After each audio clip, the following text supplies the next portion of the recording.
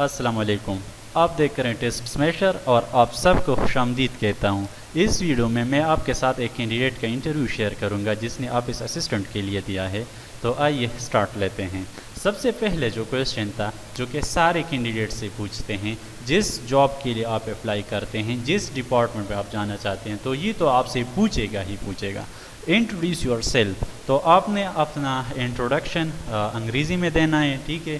اور میں آپ کو ریکمینڈ کروں کہ جتنا لینتھی ہو سکے آپ نے آپ کا تعارف ادھر کرنا ہے, کیونکہ انٹروڈکشن میں اس طرح ہوتا ہے کہ آپ نے جتنا تعلیم حاصل کیا ہے, جتنا آپ کو ایکسپیرینس ہے آپ کے جو ایکٹیویٹیز ہیں آج کل کے, تو آپ نے سب اس کو ایکسپلین کرنا ہوتا ہے. تو اسی لیے آپ نے انٹروڈکشن میں تھوڑا زیادہ خیال رکھنا ہے, کیونکہ فرسٹ کویشچن ہوتا ہے اور جو فرسٹ امپریشن ہوتا ہے وہ پازیٹیو ہونا چاہیے.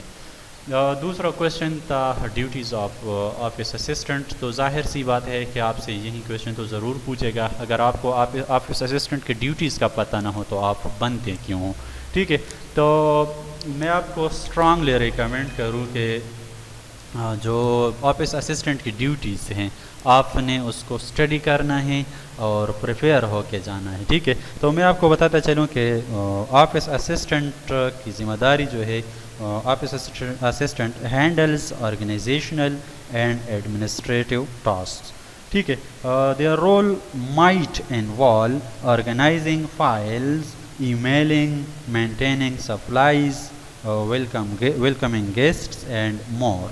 In other words, they make the office efficiently operating. تو ایسے بھی آپ کو پتہ لگ سکتا ہے کہ آفس اسسٹنٹ کا کیا کام ہے, ٹھیک ہے. آفس مینجمنٹ ہی اس کا کام ہے.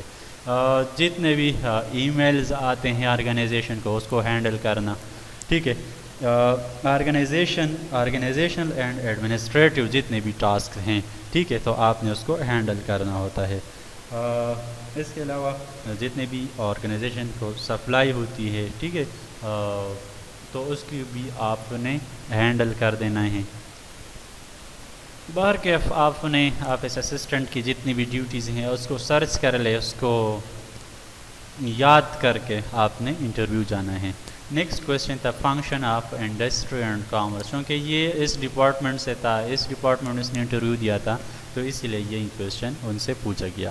اگر آپ ایک ڈپارٹمنٹ میں جانا چاہتے تو میں آپ کو ریکمینڈ کروں کہ اس ڈپارٹمنٹ کے حوالے سے آپ نے کچھ نہ کچھ علم ضرور یاد رکھنا ہے, کیونکہ آپ سے یہ اپنے ڈپارٹمنٹ کے متعلق سوال ضرور پوچھ سکتا ہے.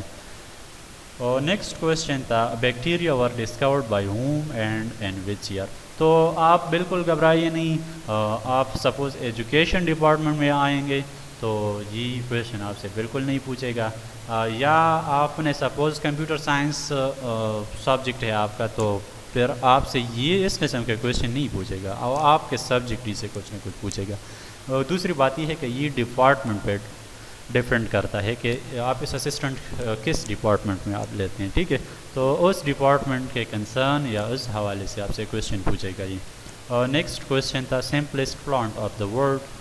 تو یہ چونکہ انڈسٹری اینڈ کامرس ڈپارٹمنٹ تھا تو اس لیے اس سے یہ کویشچن پوچھا گیا ہے.